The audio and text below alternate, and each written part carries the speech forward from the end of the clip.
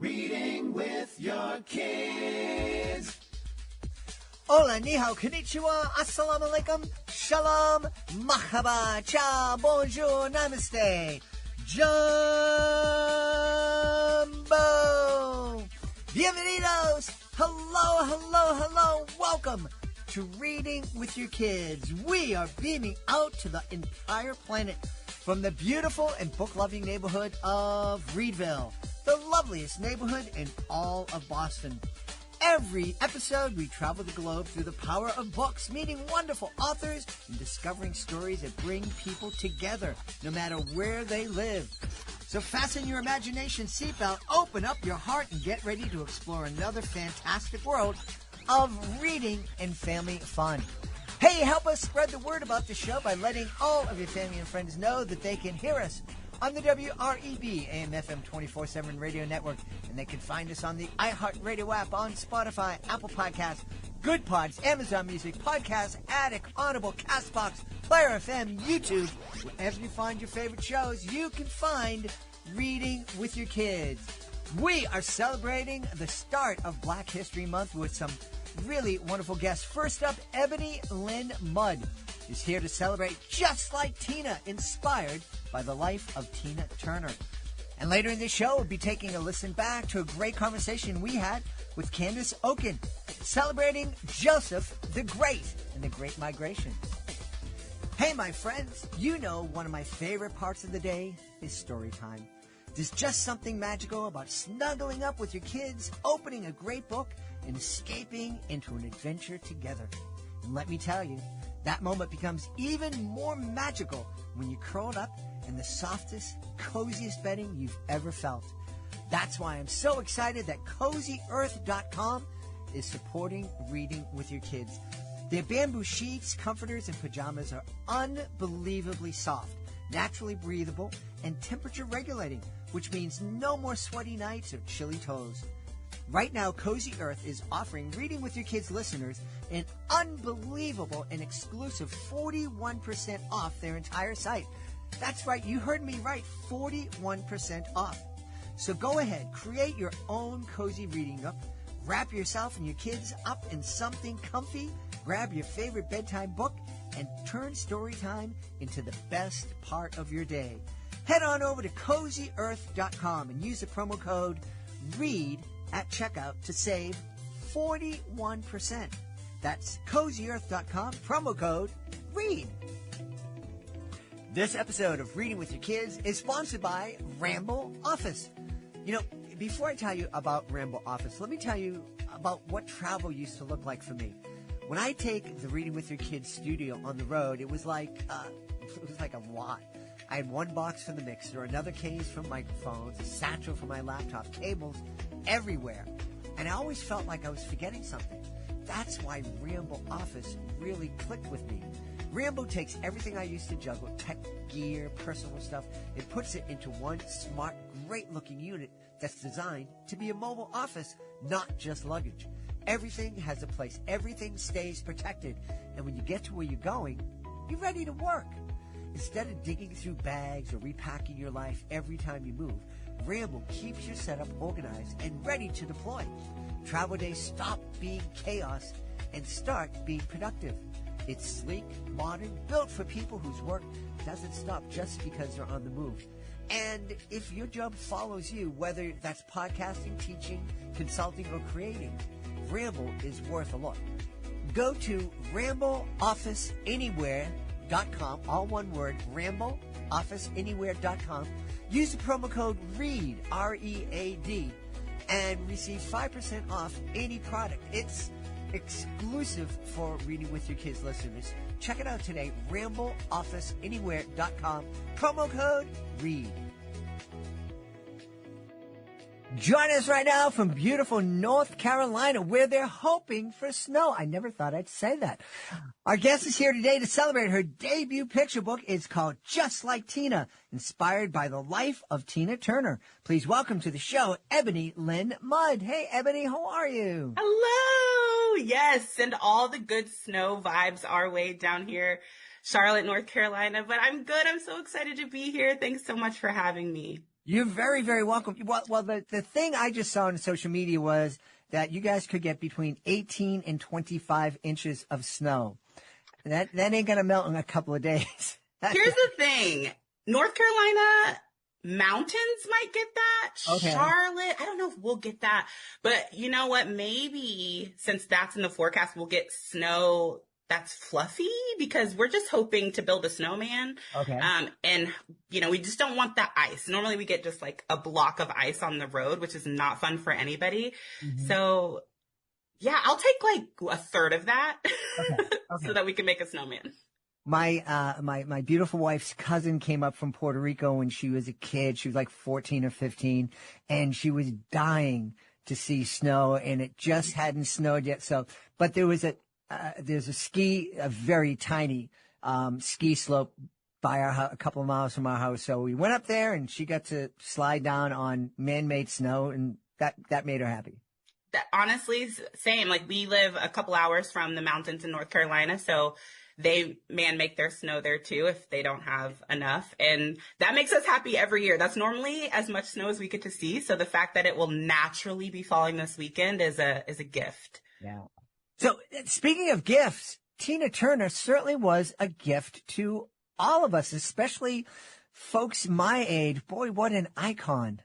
Yeah. I mean, there's a line in the book that I love where the granny says, she's like, Tina Turner's not the queen of rock and roll for nothing, right? Like, she is the queen of rock and roll. And it's so, what I love about the book and what I love about Tina is she just brings so many generations together, right?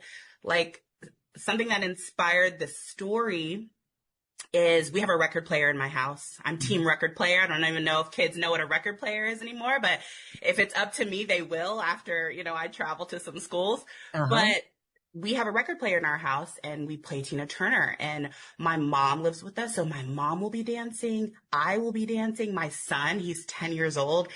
He will get on his feet. And so the fact that first of all, music can do that, right? Music can bring people together, but there's just sometimes that once in a lifetime musician that can get that many generations, right? All up on their feet, bring us all together. People that, she's international, right? People that don't speak the same language, people that don't even like the same type of music. Maybe someone likes country, rock and roll, hip hop, R&B, but something about Tina, we just all, gravitate towards her. She's just that type of talent. Oh, she had so much energy and charisma. It was almost, watching her perform was almost like, seeing a live wire, just spark. Yes. Yeah. And we talk so much about, the hair and the dresses and the powerful vocals and her stage presence. And there's just something in her performances that you will see that felt like an invitation, right? Like an invitation for us all to be like up on stage with her. It didn't feel like we were just looking at an artist singing at us. It felt like we were able to like join in to the party. And so not everyone can make you feel like that. And she definitely did. Yeah.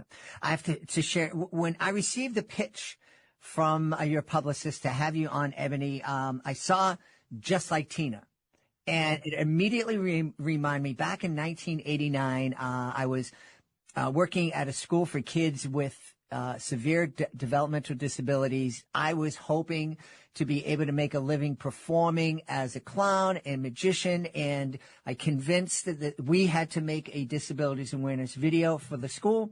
I convinced them to allow me to create a clown show with all sorts of differently abled people in it that we videotaped, and to make sure the kids didn't get scared when they saw me with my makeup on and everything. I would put it on in front of them as part of the show.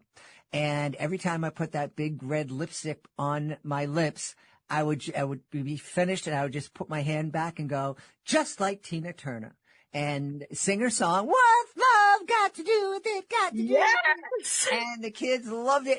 And like you said, everybody knew that, everybody in that audience, whether it's a grandmother or a kid, they responded. They knew exactly who I was talking about.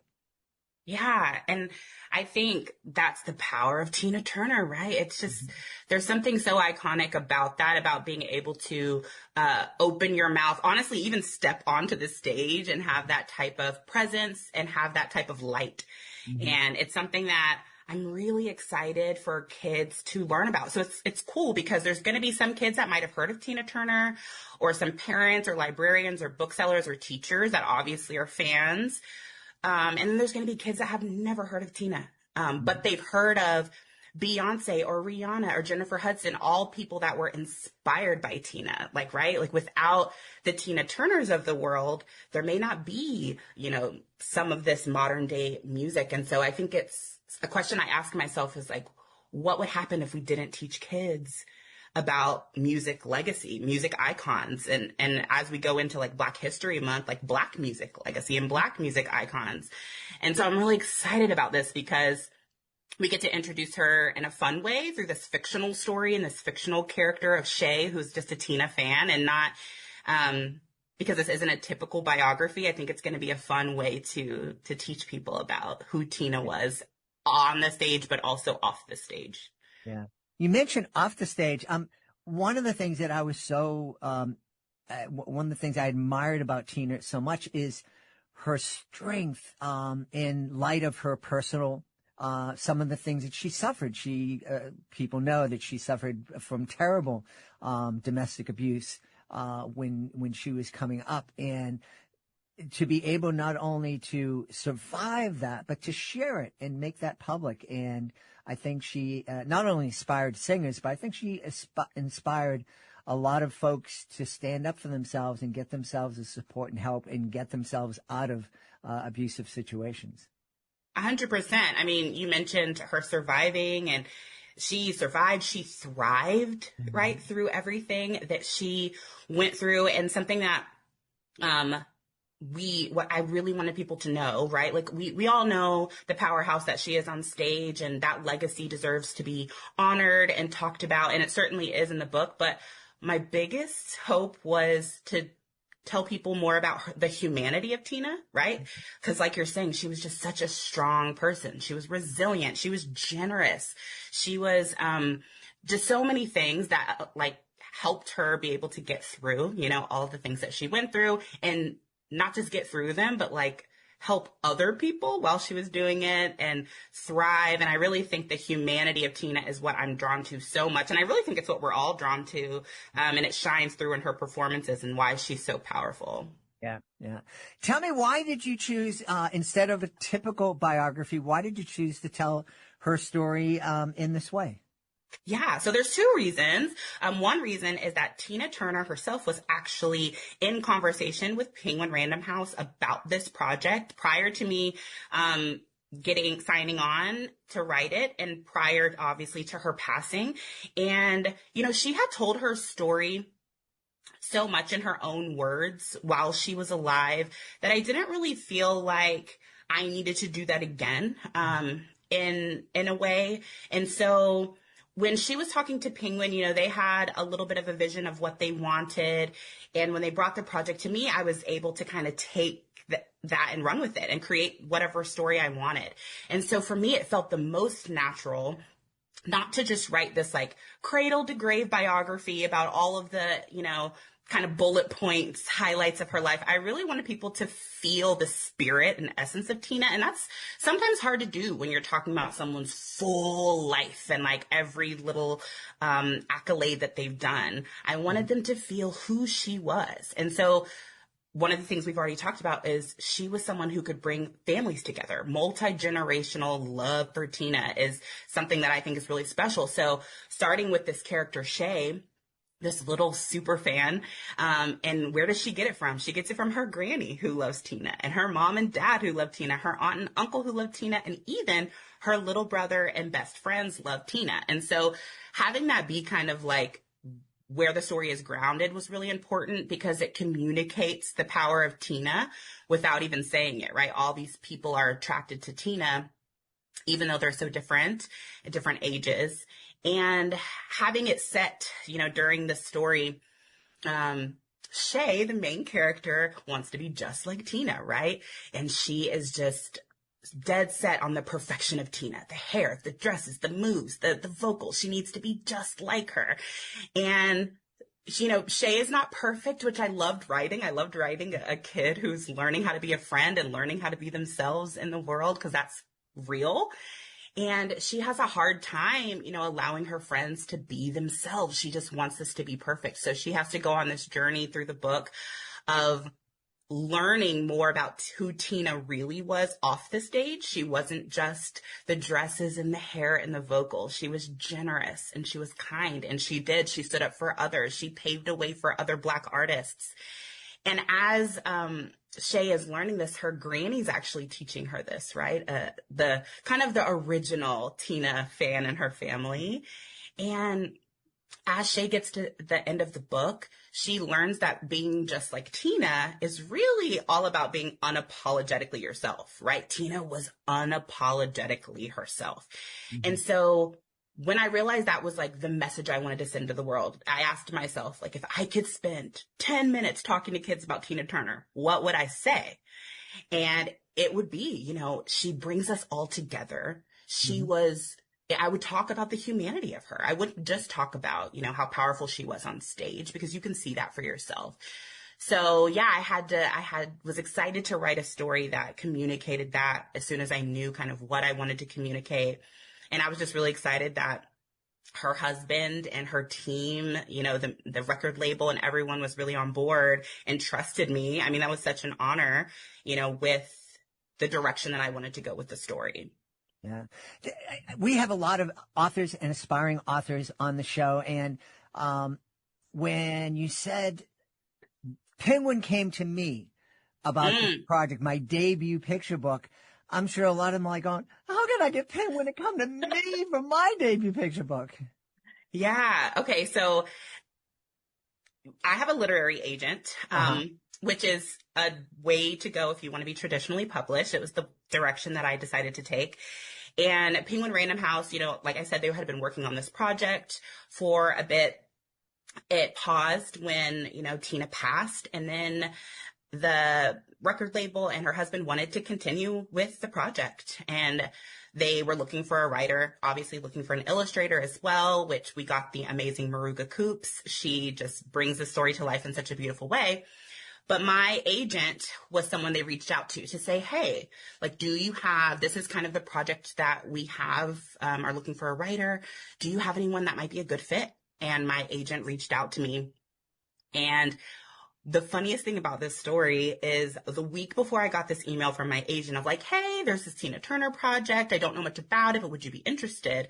I was on a cruise with my cousin for her 50th birthday, and they have theme nights on cruises. And one of the theme nights was 70s night. And I dressed up like Tina Turner. So I had just gotten back from this cruise and got this email from my agent, and I think I blacked out. All I saw was like Tina Turner. And I was like, yes. And I sent her the picture from the cruise, and I was like, please, yes, I don't know what I have to do for this. So there was a process. She pitched to me. She had to send writing samples, and they sent it to, Tina's team. And there was a bunch of people that had to feel like it was a good fit. And I just feel honored that I get to be a part of the project now. So that's kind of how it went down. And that's how it's my debut. I'm so excited. That's fantastic. Congratulations. Must have been a lot of pressure. It's funny because I remember feeling like, because at first, we didn't know all the details about what they wanted. So I was wondering, like, is it going to be a biography? Mm-hmm. I felt so much pressure when I thought it was going to be a biography. But when I figured out kind of what they were looking for, not a biography, and this fictional story about maybe a kid who's inspired by Tina, I was like, oh, that's just like me and my family. And I see this in my kitchen all the time. So once I, took that pressure off of me and was like, just write like a Tina fan. Like, it was really natural to do it. And then when I thought about going around to schools and teaching them about Tina and wearing sequins and fringe for a year as I get to go and dance to, Simply the Best and Proud Mary, it just really felt like a fun thing to do. I was like, oh, this is my job. Like, what a fun job to have. So yeah, at first there was certainly that pressure, but then whenever I just kind of dove into just being a natural Tina Turner fan, that pressure kind of lifted. And the team was so amazing too, and they made me feel so comfortable and confident, and they were with me every step of the way. So that's awesome. And I know you're going to have so much fun. I made a living going to schools and entertaining kids for 40 years, and you're going to have a blast, and I know they're going to love you. Oh, thank you so much. I'm excited. I'm excited to dance. You know, you got to dance. You got to, maybe I'll sing a little. Yeah. Maybe. Go. I mean, if I could sing it, you heard what I sound like, so. That's how I'll sound, and it'll be fine. Well, it's Tina was actually a phenomenal singer, but I think just that spirit, communicating to kids that spirit and that energy that she had, I think that's what kids relate to. So I think you're going to have fun. You're going to have a lot of fun. I was on your website, and I just wanted to ask you, I guess this book isn't coming out till 2027, but it caught my eye. The book it's called Swim Like Them. Yes. A little preview of that? Absolutely. I think when I started writing, the question I asked myself, and the thing that made me so excited to write picture books, was that it's such an accessible form to say a lot to kids, right? Mm-hmm. It's this short 32-page form, but it's mighty. So it's like small but mighty, right? And so I asked myself then, what do I want to talk to kids about? Like, if I could go around and talk to kids, just like, what conversations do I want to have? And I knew, like, I wanted to talk about, things that really mattered to me. And one of those things was racial stereotypes. What are the conversations that we can have around that? And as a mom raising a son, one thing that I know is the stereotype around Black people in the water, Black people in swimming. Black people can't swim, right? That's the lie. That's the stereotype. And so for my family, it's always been really important that we all swim. We all learn how to swim. And I just got really interested in, where did that come from? Because normally when there's a stereotype, it comes from somewhere, even if it's a lie. And so I started doing research, and I started realizing all of the barriers and the lack of access that Black people, when we, were in America, especially during the civil rights movement, we weren't allowed in pools. We weren't allowed at beaches. We weren't allowed access to swimming. However, it just didn't sit right with me that we weren't from great swimmers. Because I was like, Africa, like West Africa, I'm like, we had to have had incredible swimmers. So I started digging even deeper and realized that we were divers and surfers and incredible swimmers. That's who we come from. And so I always say that the way to fight a stereotype is with the truth. And so I was like, I'm really excited to write about the truth that I was finding. And there was these amazing scholars who wrote about this and did the research already. So I kind of like drowned myself in research for weeks and weeks and weeks, in these documentaries about Black surfers and African divers before the transatlantic slave trade. And I was like, I have to write about this. So it's really this affirmation forward picture book saying that, here's the lie we've been told, but here's the truth of who you are. Like, swim like them, swim like the divers, swim like the kids. I mean, they were learning how to swim sometimes before they walked. And so, it's just a book that's really important to me because it tells the truth. And that's something that I am very excited to tell kids and go around and work with some organizations to provide swim lessons for Black kids in local towns too. So that'll be really fun when that comes out. That'll be lots of fun. It's the job I had before the job with the kids with the disabilities. I was a lifeguard in a pool in the inner city.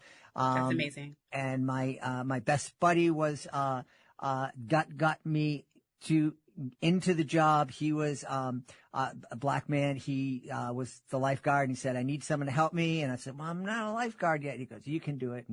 And it was a blast. That's awesome. You have an open invitation. That's 2027. Yes. And Matt Williams is illustrating that book, and he is phenomenal. I can't wait to see what he does with that one. It's going to be good. That's one of the questions I want to ask before we go is how difficult was it for you to learn how to leave space for your illustrator to tell their part of the story? My gosh, it's one of my favorite things to do, actually. There's this big conversation in the publishing world, especially with picture books, on do you leave notes for the artist about kind of what you're dreaming about or picturing about? And I actually start at the drafting stage. I start very intentionally about not picturing what these, worlds look like, because I just respect their art so much and their minds, right? It's a collaboration, such a collaborative process. I like being surprised about, like, what do you interpret my words as for you? Because you bring your lived experience and your artistry to the table. I bring mine. And what can we create together? So from the very beginning, I'm pretty chill, and I'm pretty much like just really excited to see what they can bring to the table. But then when it comes to my actual art, and my actual writing, I make sure that I am creating a world that can spark enough visual imagination in them, right? I'm using active verbs, and I'm making sure that the story is building in a way that they can see it, like, and inspire something in them, but it doesn't box them in. I don't want them to feel like, this has to be set. This has to be set with this many characters on the page, or the character has to look like this, or anything like that. I think it's really important to give them space to collaborate. I always say that artists are way smarter than me in that way, so I don't even want to try to come up with it, because it wouldn't be as amazing as anything they can come up with. And even just being in this process so far, I've seen that to be true. I've seen sketches and art come back that's like, oh, I would have never even thought of that. So I think as you're writing, just really respecting the process, like really respecting what you bring to the table, really respecting the artist. And as you write, asking yourself, okay, is this the way I wrote this? Would they have to draw it a certain way? And is that important to the story? Is it like crucial to the story? Or is it something that I can let go of and kind of let them play a little bit and use wording that might just spark something in them, but not box them in? So. Yeah. Yeah. Awesome. Well, that's fantastic. Is picture books going to be the lane that you stay in, or are you looking to jump into middle grade or YA or anything else like that? I don't know if I've talked about this publicly, but I do have a middle grade coming out. So at the very beginning, I said that it was going to be picture books, because I was like, middle grade and novels have too many words in them. That is so much to keep track with. How do you keep up with the plot and the character? I was just so in awe of novel writers, because there's so much to keep up with. But actually, in the beginning, when I was writing picture books, one thing I had to hone and get better at was having more concise language, because I always say I write like I talk, which is a lot.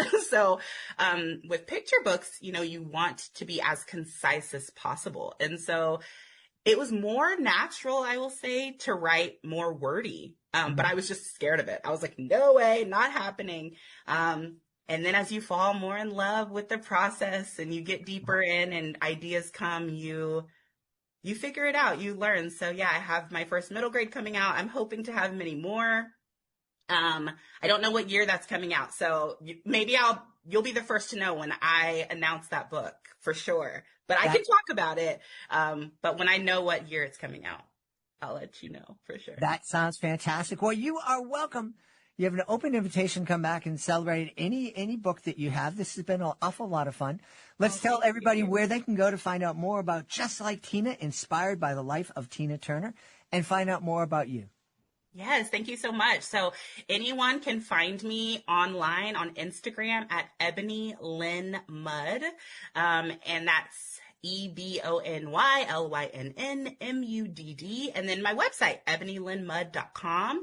You can buy Just Like Tina there. You can join my newsletter there. I send out really fun things and goodies, and even shout out other books, because I have amazing friends that have books coming out that I'm just a fan of. So excellent. We've had a great time speaking to the author of Just Like Tina, inspired by the life of Tina Turner. Our guest has been Ebony Lynn Mudd. Hey, Ebony, looking forward to you coming back on Reading with Your Kids. Thanks. Thank you. Hey, my friends, I have a super idea you are going to love. How about this weekend, turn your backyard cookout into a storybook celebration? Fire up the grill, crack open a few of your favorite picture books, and serve up Big Fork Brand's legendary bacon sausage. Made with nitrate-free bacon and premium pork, it's juicy, smoky, and unforgettable. Top it off with Big Fork's spicy Chicago fire sauce, and you've got a meal as bold as the characters in your favorite bedtime tale. Get 20% off your order using the promo code READ at bigforkbrands.com. That's bigforkbrands.com. Promo code READ to get 20% off, because nothing brings families together like great food, great books, and a whole lot of flavor. Big Fork Brands. Read, grill, repeat. Hey, this episode of Reading with Your Kids is brought to you by AspireDrinks.com. Hey, I have a quick question for you. Have you ever wanted a little extra energy, but not the kind that makes your heart race or leaves you crashing an hour later? Well, that's exactly why I want to tell you about Aspire Drinks. You'll find them at AspireDrinks.com. Aspire calls itself a healthy energy drink, and honestly, that description really fits. Instead of loading you up with sugar or extreme caffeine, Aspire delivers a gentle, steady boost with 80 milligrams of natural caffeine from green tea and guarana. That's about half the caffeine of most energy drinks, enough to help you stay focused without the jitters or the crash. It's also zero sugar, 0 calories, and 0 artificial additives, which makes it a great choice for parents, teachers, and anyone trying to make healthier choices while still getting things done. And get this, it actually tastes great, light, crisp, and lightly sparkling, with flavors like sweet cherry, raspberry acai, mango lemonade. That's what I love. No heavy aftertaste and easy on the stomach. Aspire is packed with B and C vitamins, biotin, and ginger. And it's vegan, gluten-free, keto-friendly, really designed for real life. And just for Reading with Your Kids listeners, you can get an exclusive discount of 20% off. That's the highest discount available when you shop at AspireDrinks.com and use our promo code READ. That's READ at AspireDrinks.com. Healthy energy done right. Joining us right now from the great state of Texas, our guest is returning to the show. You may remember she was on the show not too long ago, celebrating Mason Makes Money, a great book that teaches kids financial literacy. Today she's on to celebrate Joseph the Great. Please welcome back to the show the great Candace Oaken. Hey, Candace, how are you? I'm great. I'm excited to be here. How are you? I'm wonderful, and I can tell that Candace is excited. She is this smile is just radiating. So I know she's excited to tell us all about Joseph, so please do. Yes. So I wrote a children's book. It was about 2 years in the making, and it's called Joseph the Great, and it's about a little boy. It's based in 1925, who moves from Texas to Harlem. And in the time frame that he's moving, he's not understanding why his parents are moving him from Texas to Harlem, but he has a lot of reservations about it. He's a 7-year-old kid, and he's kind of nervous. He's always been sheltered and well taken care of in Texas, and now he's moving to the big city of New York. And so along the way, he has some, inevitable challenges, and he is having to find the courage within himself, build the courage within himself, and develop healthy coping skills in order to meet those challenges. And we talked today about living in this society where families are spread out and people are very, very mobile. My wonderful daughter just moved back to Boston from Baltimore after living down there for a couple of years. So moving from Texas to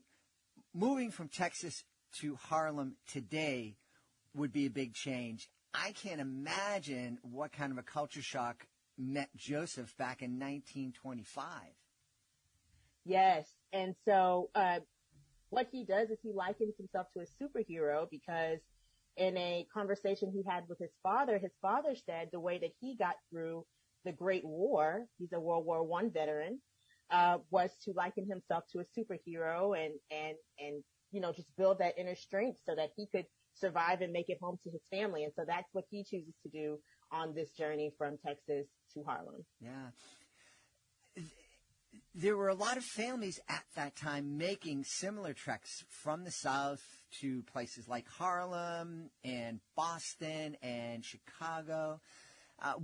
Remind us what the driving force was that was causing that migration? Absolutely. So it is a part of American history. It's called the Great Migration, in which upward of 6 million African American families moved from the South to places, as you mentioned, California and Chicago and Missouri and New York, in search for better economic, educational, and social opportunities for themselves and their families. And it changed the entire landscape of the American landscape because of that. And so he doesn't understand why he's moving, but he along the way, it's just a journey in itself along the way, to move. And so I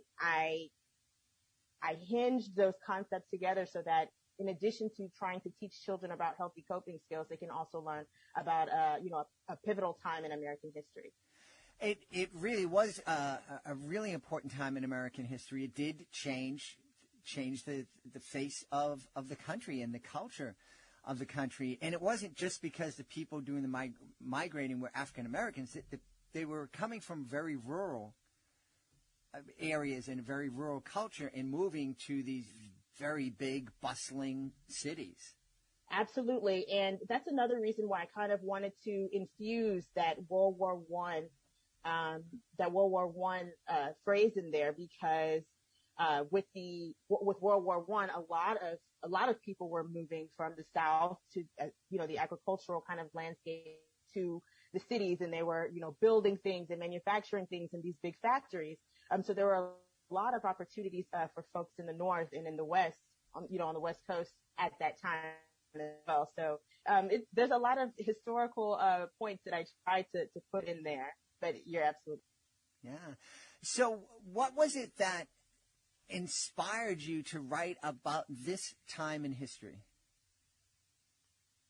So I read a book by Isabel Wilkerson called The Warmth of Other Suns, and it's pretty much chronicling the Great Migration. And she interviewed, I think, 4 or 5 people, and it was just so fascinating how at that time that event changed, as you said, the face of America. That took place between the early 1900s to 1970, right around. So within a course of 5 or 6, 7 decades, millions of people migrated from the South to other parts of the country, and just the courage that it must have taken those people literally leave everything that they've ever known, their families, their friends, in search for something better. That was incredibly inspiring to me. And I thought, how cool would it be to tell that story from the perspective of a child? I thought that was a really cool opportunity to introduce them to this point in history, because it's one of the biggest migration stories in America, but it's one of the least told as well. It received very little coverage at the time, and which is interesting because, again, it changed America. So I was just inspired by that book and the courage of all those people and those families, and I wanted to tell that story from the perspective of a child. Yeah, it hasn't gotten a lot of attention. I was actually alive and going to high school during not in the 1900s, close. And I wasn't conscious of it. And there's so many stories in American history that have gone untold. Yes, absolutely. And also the stories that came of that story. So there's so many people that we know in our household names and have been household names for decades that perhaps would not be the people they are if it was not for the Great Migration. So, for instance, Diana Ross, Prince, Denzel Washington, Toni Morrison, so many huge names that their roots were in the South, and they came to different parts of the country, with their families, and perhaps those opportunities that they had, Diana Ross to be a part of the Supremes in Detroit, and Denzel Washington to be this mega movie star. He's from New York. Prince from Minnesota. Perhaps if they hadn't moved, perhaps we wouldn't know who those people are. Yeah.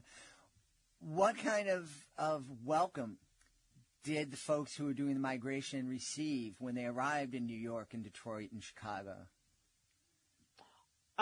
Well, in my story, they got a very warm welcome. But as I understand it in history, it was better than the South, but there were still a lot of challenges as well. And also, a lot of other Black families were, kind of, there's a lot of us coming up here, and maybe the opportunities are growing thin because the population is just exploding. I think Chicago, they went from a population of maybe 5,000 African Americans, and it exploded to millions by, the 1970s.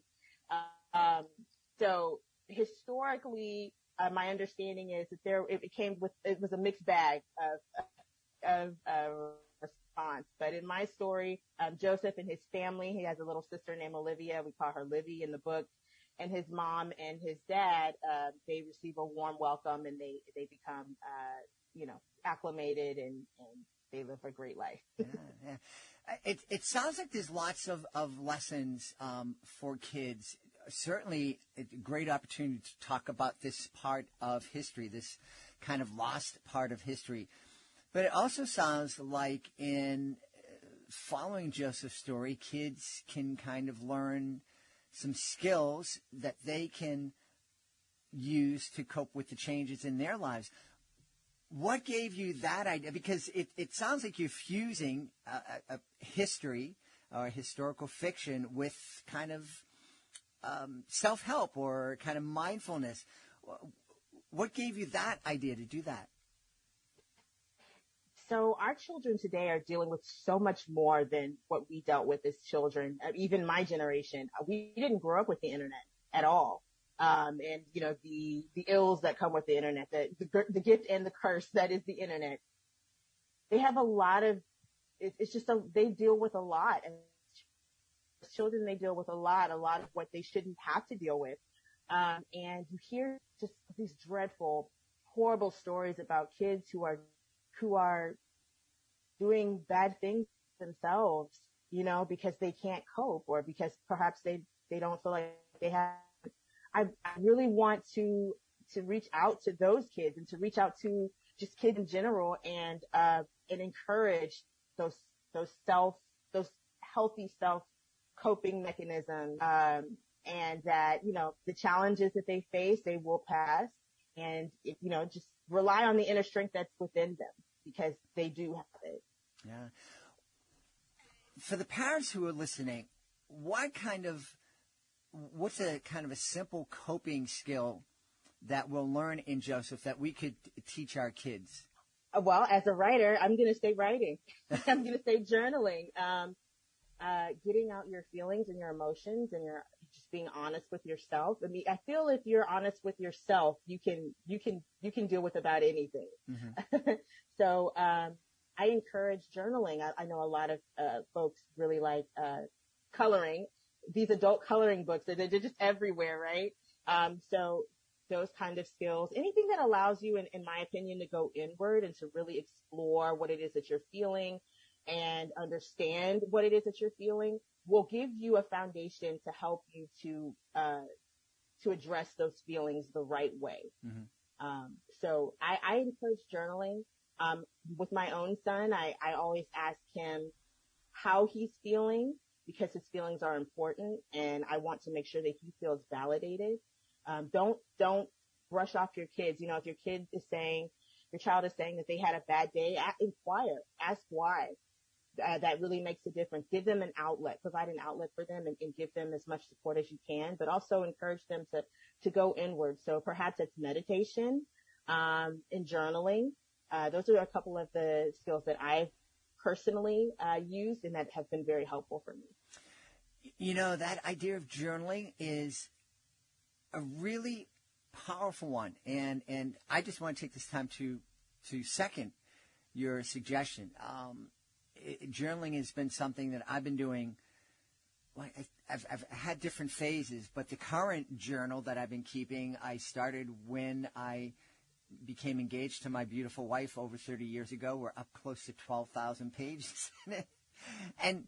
And for the most part, for most days, it's I had a good day. And that's about it. But to have the discipline every day to at least just write a sentence. Today was a good day. So when I'm having that bad day or that great day or that day that I just have all these emotions and I need to get them out before I vomit them on somebody else, I have that. And I always know that, I can write about this. And it's a great tool. It is. Self-actualization and self-awareness is very important because, again, when you can really understand what it is that you're feeling, then you're able to address it properly. So maybe your bad day today isn't because anything happened. Maybe you're feeling something from yesterday, it's one of the things I feel that we could really push a lot better in our society, in American society, is emotional intelligence. Mm-hmm. And the concept of emotional intelligence, really understanding, going deep and understanding those emotions, understanding the root of those emotions so that we can address them better. Yeah. One of the international kids that was living with us, she was from China. She said to me one day, "You have an excellent EQ. Not so sure about your IQ, but your EQ is excellent." And I thought, thanks. Well, that's more, to me, in my opinion, I feel is more important anyway. So, well, thank you. That's what I explained to myself. Yeah, I get the important. Yes. So how can we, instead of just telling our kids, "Oh, you should journal," because anybody can do that, but how can we help our kids? Because it does take a certain amount of discipline to always make sure at some point tonight, this morning, at some point, I'm going to sit down and I'm going to take a pen to paper or fingers to keyboard and enter something into a journal. How can we best encourage that discipline in our kids? Two ways. Number one, in encouraging presence. Our society, we are inundated with so much information all the time. I read somewhere now that the average news cycle is 24 to 48 hours.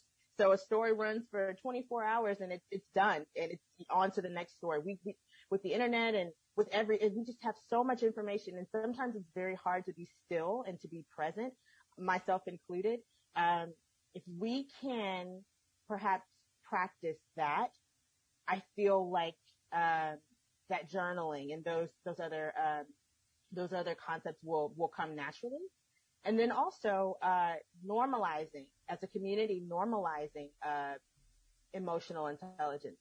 It is astounding to me over the past, I'll say, 10 or 15 years, how much I've been hearing about folks getting into therapy and, addressing their mental health, which I think is amazing. It's wonderful. But I also remember when, addressing your mental health was not even a conversation. It's like, I'm not going to any therapist or any psychiatrist, psychologist, because that means you're crazy.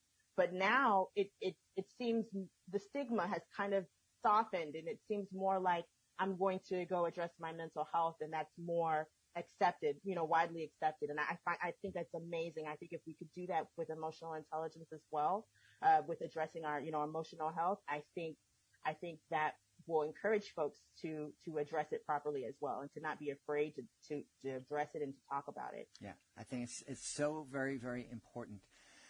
Getting back to Joseph the Great, we're talking about this great migration, 70 years of people moving from the rural South to the more urban North and Western states and cities. Now, it's very different. That migration is very different than the migration that's happening today from various parts of the world. And it's different in that the folks who were migrating from the South were American citizens, so they certainly had the right to. No one could debate about the fact that did they have the right to move from this spot to another spot. Mm-hmm. But what kind of conversations do you think reading and experiencing Joseph the Great can inspire when we're talking about what's happening today in our world and in our nation? I think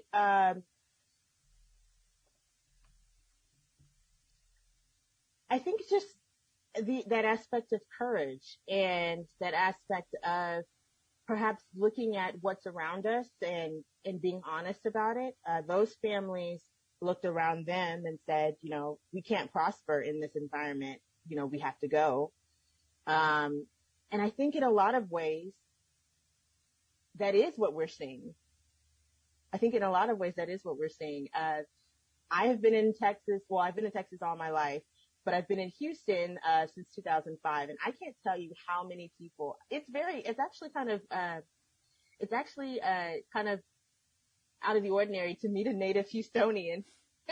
A lot of folks from California and a lot of folks from the north are coming to Texas, and it's at the essence of it, at the heart of the matter, it's that want for more, just the strength of the human spirit to do whatever it takes to make a difference for themselves and their families. I feel like in a lot of ways that is what's happening today.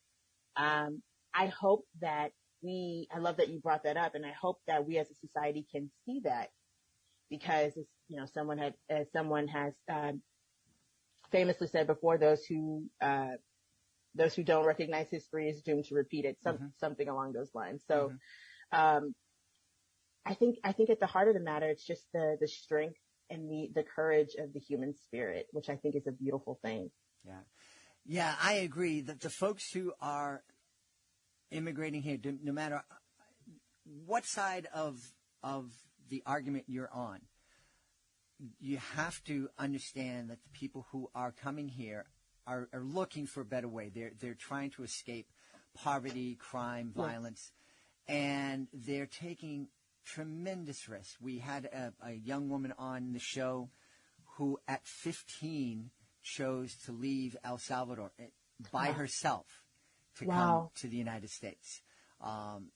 Incredibly dangerous journey for her. There are people who are landing in South America and walking through the Darien Gap, which is an incredibly dangerous part of the world, the border between Colombia and Panama.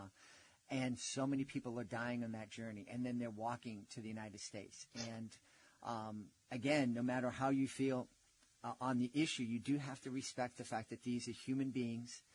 They're trying to escape something and make a better life for themselves and their families. And that is quite literally the story of America, is it not? The Pilgrims came over for the same reason. The influx of Italians and Irish and all the different folks who have come here, Russians. That is the story of America. It is literally embedded in not only into our culture but into our story. And what would America be like if we didn't have this beautiful melting pot of people from everywhere that have helped to build and make this country great? So I totally agree with that. And that's a very impressionable story. But I absolutely agree with that. It's all for the same thing and for the same reason. And it's literally the story of America. Yeah. Well, speaking of stories, I know people are going to want to know where they can go to find out more about Joseph the Great and find out more about Candace Oaken. Yes, please visit my website, www.candaceoaken, O-K-I-N, as in Nancy.com. You can go there and you can purchase Joseph the Great, and you can learn more about me as an author, and drop me a line. I love to hear from people. Yeah, and you can also learn about Mason Makes Money at that website, and that's a fantastic book to spark some conversations, very needed conversations about financial literacy with your kids. Don't kid yourself. I don't care what age your kid is. You need to start talking to them about money. Absolutely, right away. And just a little plug there. Mason Makes Money, that book has since become the springboard for a nonprofit that I started called Mason Makes Money Fund. And we give financial resources. We give money to kid entrepreneurs, as well as educational resources. So we do put on workshops and things like that to help drive home even harder that financial literacy piece. Awesome. We've had a great time speaking. We've been speaking about a lot today. We talked about history. We talked about immigration. We talked about emotional intelligence with our guest, the author of Joseph the Great, Candace Oaken. Hey, Candace, thanks so much for being with us. It was such a pleasure. Thank you so much. I appreciate your time. That's all the time we have for this episode of Reading with Your Kids. We hope you're going to join us for the next episode of the show. This episode gave you something to smile about or gave you something to think about. Please consider sharing a link to the show with someone you love. I want to thank the folks who made today's show so wonderful, starting with our guest, Ebony Lynn Mudd. Please be sure to check out Just Like Tina. Also want to thank Candace Oaken. Please be sure to check out Joseph the Great. Want to thank our sponsors. Remember, when you use our promo code READ, R-E-A-D, you'll get a great discount, and we may earn a small commission, and that helps us keep our mission of helping all families grow closer through reading alive. Want to thank my team, Chris Doherty, Jackson Sotelaro, Joanne Lynn. I want to thank my beautiful wife for all the support she gives me. Most of all, we want to thank you. Thank you so very much for joining us today, and as always, thank you so very much for taking the time to make the world a better, more loving, more empathetic place. And you do that every time you read with your kids. I'll be looking for you in the next episode of Reading with Your Kids.